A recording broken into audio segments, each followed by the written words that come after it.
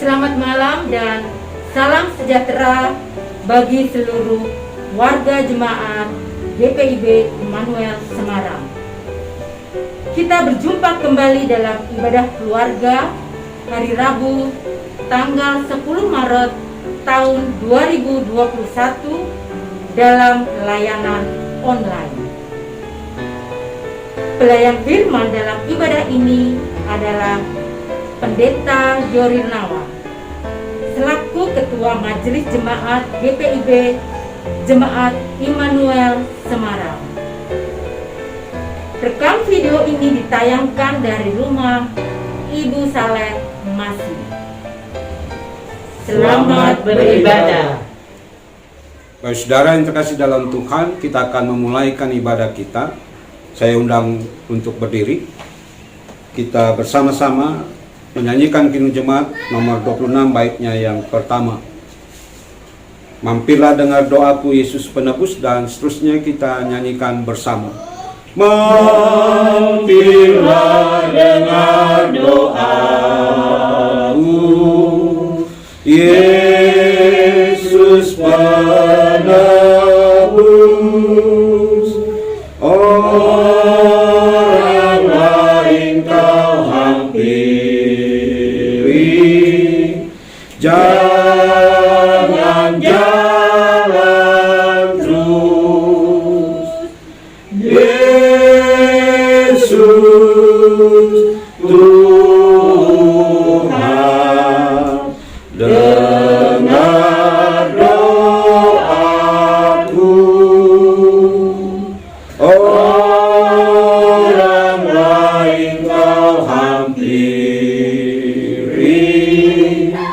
jangan jalan terus. Mari kita berdoa. Ya Tuhan, Engkaulah Allah kami yang hidup dan rahmani. Kami sekeluarga datang untuk menyembah-Mu dengan hati yang terdorong oleh rasa syukur dan sukacita karena pertolongan.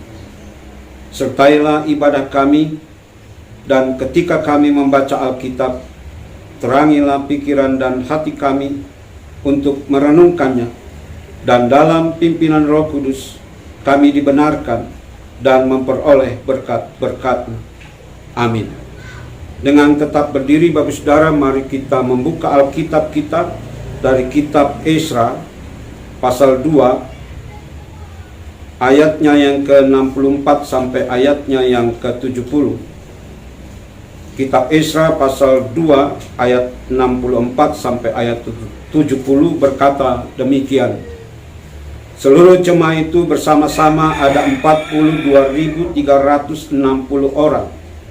Selain dari budak, mereka laki-laki dan perempuan yang berjumlah 7.337 orang.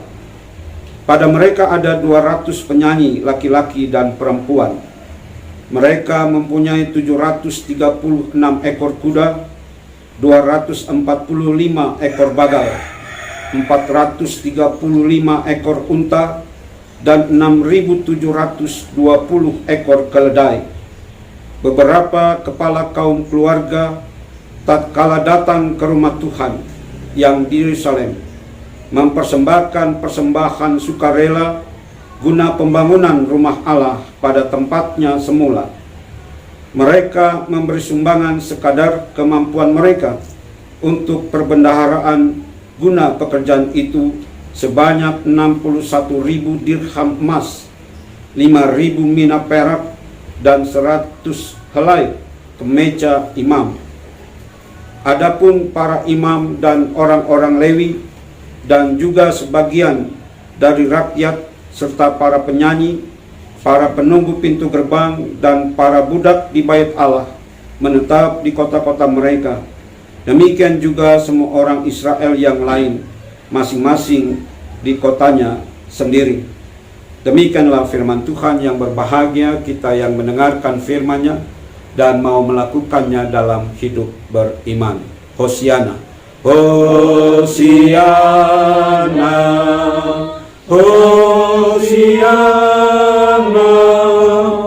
Hosiana.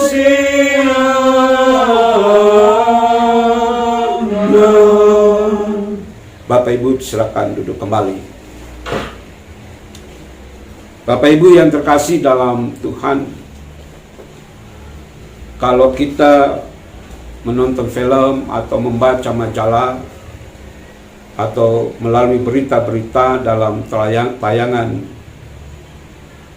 media elektronik, ketika ada bencana, misalnya kapal yang kandas dan sebagainya, atau kapal yang pecah, maka di sana akan kita dengar teriakan tolong, tolong, tolong. Juga ada yang dia berenang berusaha untuk menggapai sesuatu. Bapak Saudara, mengapa mereka berteriak minta tolong? Bahkan seperti saya katakan tadi, ada yang berenang untuk menggapai sesuatu. Dan saudara yang terkasih dalam Tuhan, demikian juga dalam peristiwa-peristiwa tertentu dalam kehidupan kita sehari-hari, teriakan untuk minta tolong itu bukan sesuatu yang asing. Tapi tetap menjadi pertanyaannya, mengapa harus meminta tolong? Bagi saudara yang terkasih dalam Tuhan, teriakan-teriakan minta tolong atau orang yang berenang untuk menggapai sesuatu, semuanya itu dilakukan karena masih memiliki pengharapan, memiliki peluang untuk hidup. Itu sebabnya meminta tolong dan berenang menggapai sesuatu yang tadi sudah dikatakan. Baik saudara yang terkasih dalam Tuhan, sama halnya ketika umat Israel, ketika mereka ada dalam pembuangan, di dalam doa-doa mereka, baik keluarga, baik secara pribadi, tentu mereka juga selalu berteriak kepada Tuhan, minta tolong, memohon pertolongan Tuhan, agar mereka dapat kembali ke tanah air mereka. Dan kitab Esra menceritakan bagaimana doa-doa permohonan pertolongan Tuhan. Bahkan ketika Yeremia menubuatkan tentang janji Allah, maka Esra, sekali lagi kitab Esra menceritakan bagaimana Allah mendengar dan menggenapi janji dari nubuatan Yeremia. Bagi saudara yang terkasih dalam Tuhan, dalam bacaan kita, di sana dalam ayat-ayat sebelumnya menjadi jelas ada data-data siapa saja yang kembali ke Yerusalem. Bagi saudara yang terkasih dalam Tuhan, mengapa tadi saya katakan bahwa mereka berdoa, berteriak, meminta pertolongan Tuhan agar mereka dapat kembali ke Yerusalem? Sekali lagi bagi saudara, karena ada pengharapan yang selalu ada di dalam pikiran di sepanjang kehidupan mereka selama 2 generasi di pembuangan. Dan Allah menggenapinya saat Esra menjalankan tugas kenabiannya. Bagi saudara yang terkasih di dalam Tuhan, sekali lagi dalam bacaan kita, tadi sudah saya singgung sedikit di ayat-ayat sebelumnya, ada data-data semacam laporan siapa-siapa yang kembali ke Yerusalem, dan agaknya cukup beragam. Data-data itu sesungguhnya hanya ingin juga mengatakan kepada kita bahwa peristiwa itu adalah peristiwa yang bersejarah, peristiwa nyata. Jadi peristiwa itu bukan peristiwa isapan jempol atau cerita untuk anak-anak menjelang tidur, bukan. Itu peristiwa fakta yang dialami oleh kehidupan umat Israel di dalam sepanjang sejarah bangsa Israel. Bapak saudara yang terkasih dalam Tuhan, lalu di sana juga dikatakan bahwa ketika mereka akan memulai pembangunan Bait Allah, bagaimana mereka dengan kegembiraan, dengan penuh sukacita. Ada keluarga-keluarga yang memberikan bantuan yang cukup besar. Ini menandakan bahwa bantuan-bantuan yang penuh dengan sukacita itu gambaran bahwa mereka memang memiliki pengharapan yang besar terhadap berdirinya kembali bait Allah. Nah, Bapak Saudara yang terkasih dalam Tuhan, persoalan yang ada di sini bukan sekedar bagaimana mereka memberikan kontribusi, tetapi yang menarik Bapak Saudara adalah seperti yang saya sampaikan kemarin, bahwa semangat mereka yang begitu besar semata-mata ditujukan dalam kerangka pembangunan bait Allah. Dan pertanyaan yang sama bagi saudara, seberapa penting bait Allah itu bagi umat Israel? Dan dalam bacaan kita, dengan semangat memberikan kontribusi yang besar bagi pembangunan bait Allah itu menunjukkan bahwa bagi mereka bait Allah itu adalah sesuatu yang sangat penting. Karena bait Allah bagi orang Yahudi sekali lagi adalah tempat di mana mereka dapat berjumpa dengan Allah. Dan dalam perjumpaan itulah mereka diberikan kekuatan, diberikan kemampuan untuk menghadapi berbagai macam tantangan dalam kehidupan mereka, baik secara pribadi maupun sebagai sebuah bangsa. Bapak saudara yang terkasih dalam Tuhan,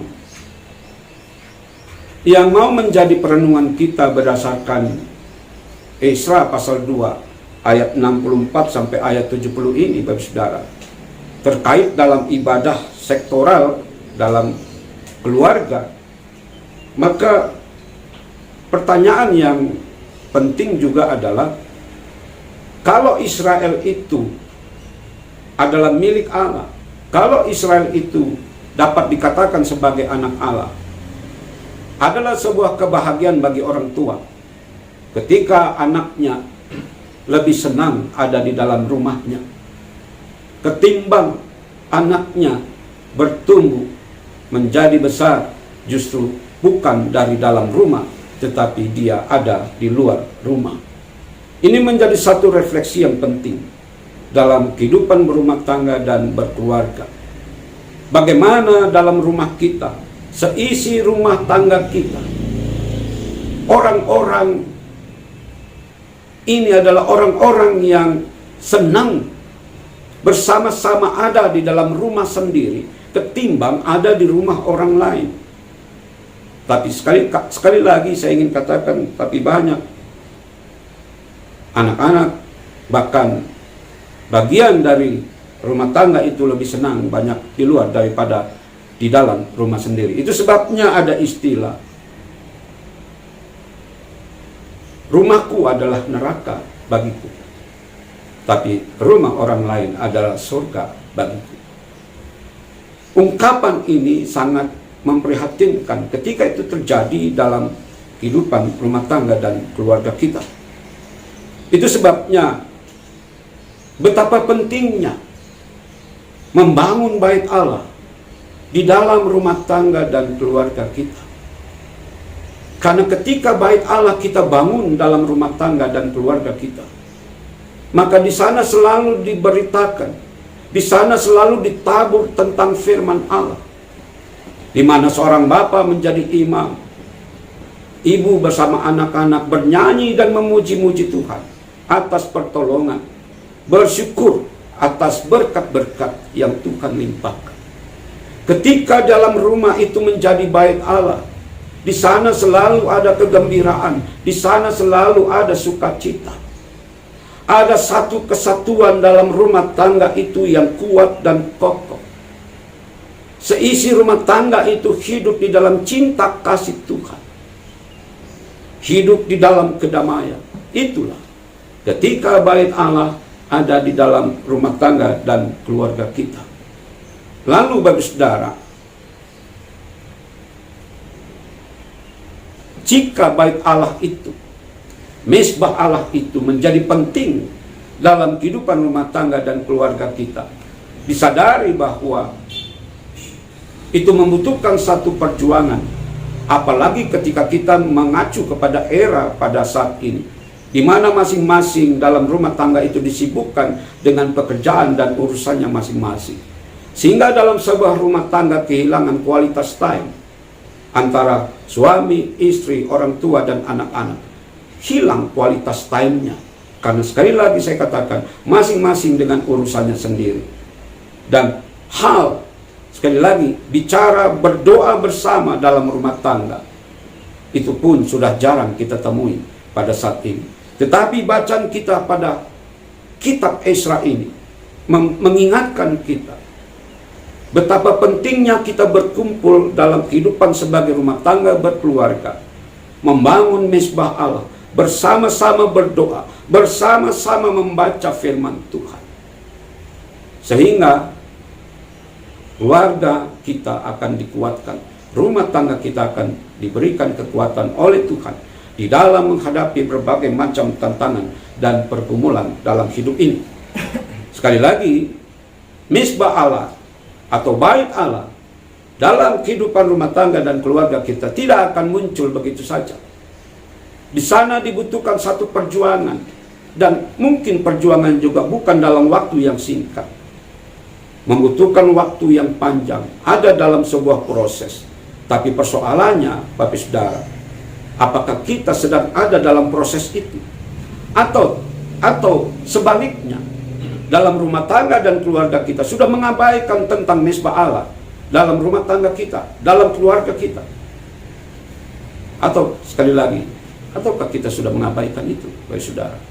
Belajar dari umat Israel. Sesungguhnya benarlah orang-orang yang tinggal di Babel. Ngapain saya harus susah-susah pulang ke Yerusalem? Di sana hanya ada penderitaan. Apa yang ada yang saya miliki di Babel, ini harus saya tinggalkan. Lalu untuk apa? Benarlah mereka, kalau seandainya bait Allah itu sudah tidak lagi menjadi penting.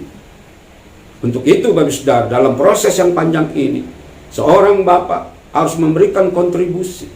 Seorang ibu juga harus memberikan kontribusi. Demikian juga anak-anak memberikan kontribusi, menghadirkan bait Allah di dalam kehidupan rumah tangga dan keluarga kita. Tidak bisa hanya satu orang yang memberikan kontribusi untuk membangun bait Allah di tengah-tengah kehidupan rumah tangga dan keluarga kita. Bagi saudara yang terkasih dalam Tuhan, ketika bait Allah ada dalam kehidupan rumah tangga dan keluarga kita, maka di dalam kehidupan rumah tangga keluarga kita akan dipenuhi dengan pengharapan-pengharapan.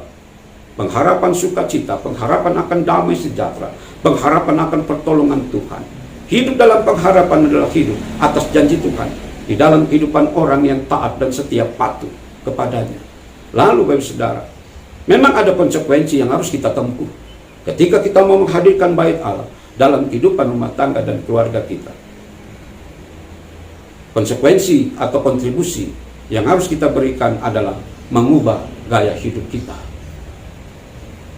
Ketika kita ditekan oleh tuntutan-tuntutan modernisasi, kebutuhan-kebutuhan yang semakin meningkat di dalam kehidupan kita, bagaimana kita mengubah gaya hidup kita? Bahwa bukan sesuatu yang salah ketika kita menjadi manusia yang modern dengan segala fasilitas-fasilitas yang ada, bukan sesuatu yang salah.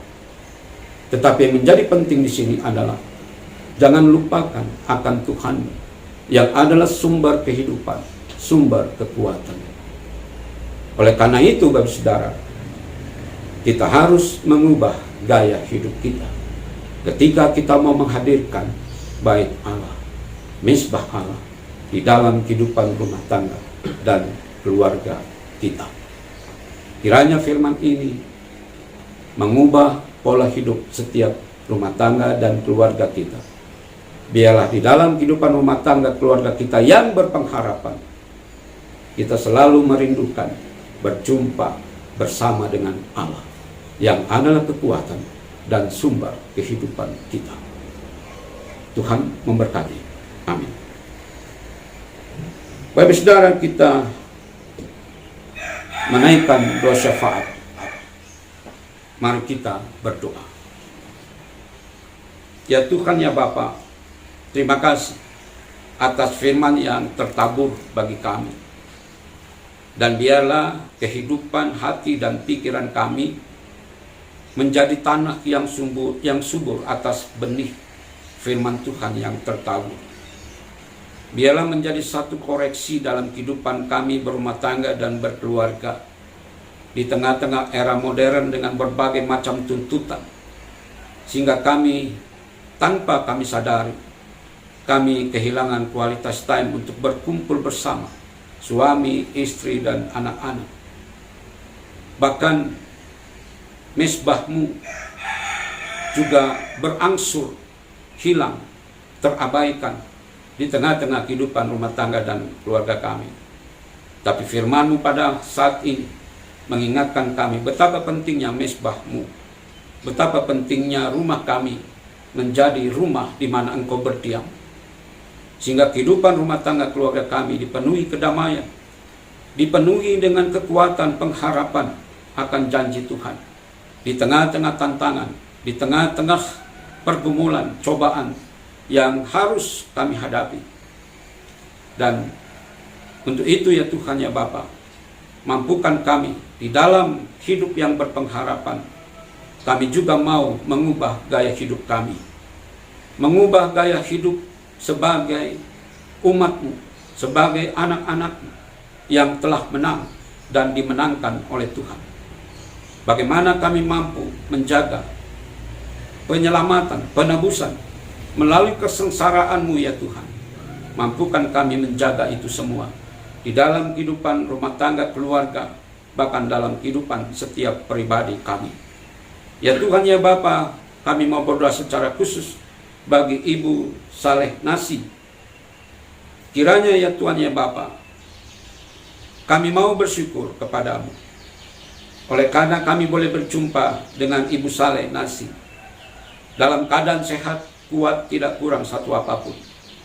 Bahkan kami bersyukur oleh karena kemurahan kebaikan Tuhan yang telah memberikan pertambahan usia yang ke-76 tahun pada tanggal 8 Maret 2021 yang lalu.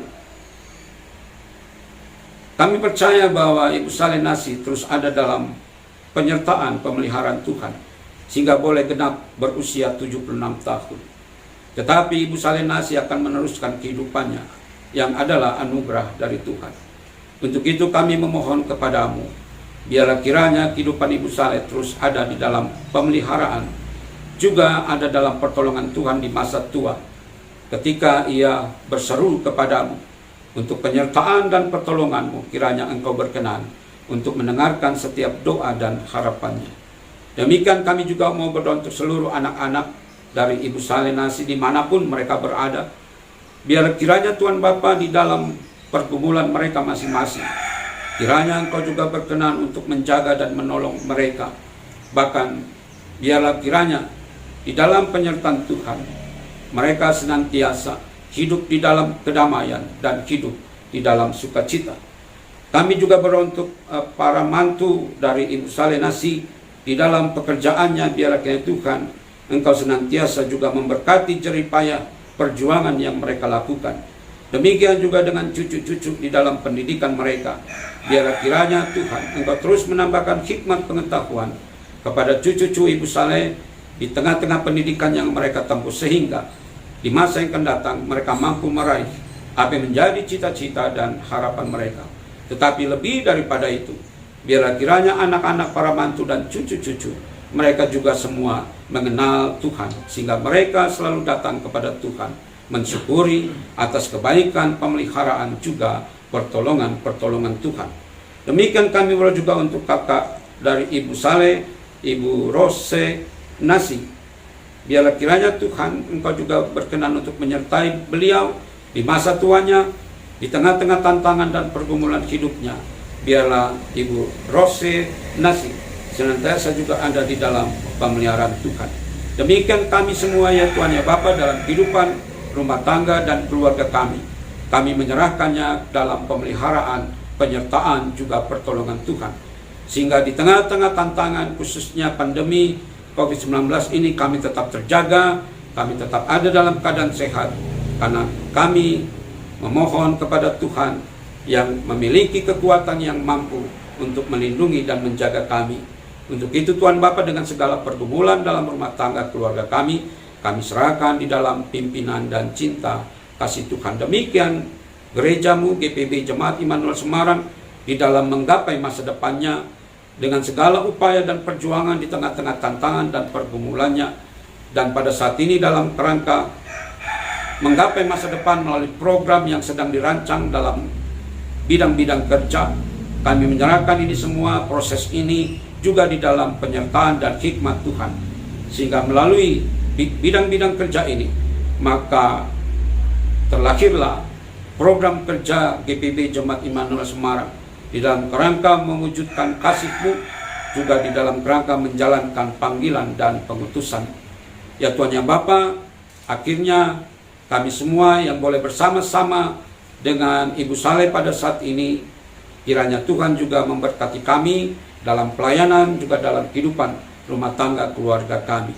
Ya Tuhan yang Bapa, biarlah apa yang tidak terkatakan, tidak terucapkan, Engkau menggenapi setiap rangkaian syafaat kami pada saat ini, yang kami alaskan di dalam nama Yesus Kristus yang telah mengajar kami berdoa. Bapa kami yang di surga, dikuduskanlah nama-Mu, datanglah kerajaan-Mu, jadilah kehendak-Mu di bumi seperti di surga. Berikanlah kami pada hari ini makanan kami yang secukupnya, dan ampunilah kami akan kesalahan kami, supaya kami juga mengampuni orang yang bersalah pada kami. Dan janganlah membawa kami ke dalam pencobaan, tetapi lepaskanlah kami daripada yang jahat. Karena Engkau yang mempunyai kerajaan dan kuasa dan kemuliaan sampai selama-lamanya. Amin.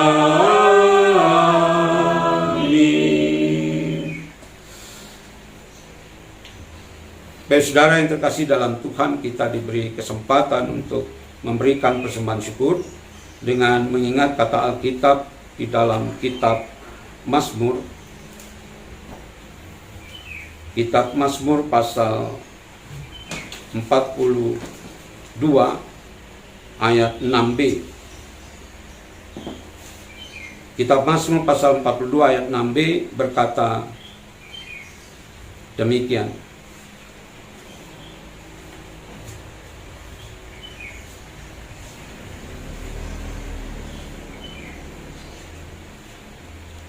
Berharaplah kepada Allah, sebab aku akan bersyukur lagi kepadanya, penolongku dan Allahku. Demikianlah firman Allah. Sambil kantong kolektor diedarkan, kita menyanyikan lagu pujian dari Gita Bakti nomor 82, baitnya yang pertama saja. Gita Bakti nomor 82, baitnya yang pertama. Kita bersyukur kepada Tuhan, dan seterusnya kita nyanyikan bersama. Kita bersyukur kepada Tuhan sambil bawa persembahan kepadanya, sebab Ia baik, abadi kasih-Nya, sebab Ia baik, abadi kasih-Nya. Para saudara, saya undang untuk berdiri. Kita membawa persembahan ini kepada Tuhan dalam doa.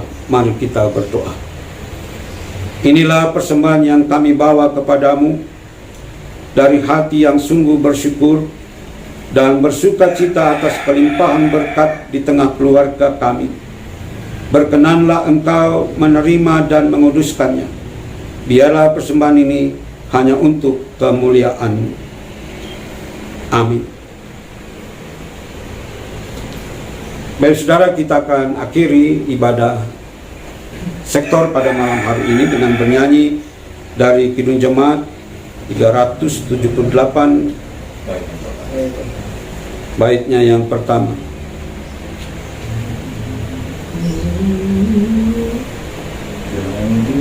Yang diperbuat Allahku kebaikan semuanya, dan seterusnya kita nyanyikan bersama.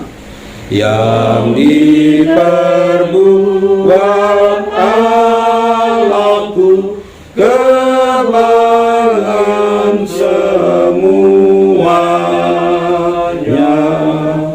rancangannya tetap teguh, ku berserah padanya. Tuhan pula selamanya yang ingin ku andalkan, padanya aku aman. Mari kita berdoa. Ya Tuhan, kami akan keluar dari persekutuan ibadah ini. Kiranya pujian dan doa yang telah kami naikkan berkenan di hadapan, dan kiranya pengampunan dari Tuhan Yesus dan cinta kasih dari Bapa dan dalam pimpinan Roh Kudus menyertai kami semua dari sekarang dan selamanya. Amin. Amin. Amin.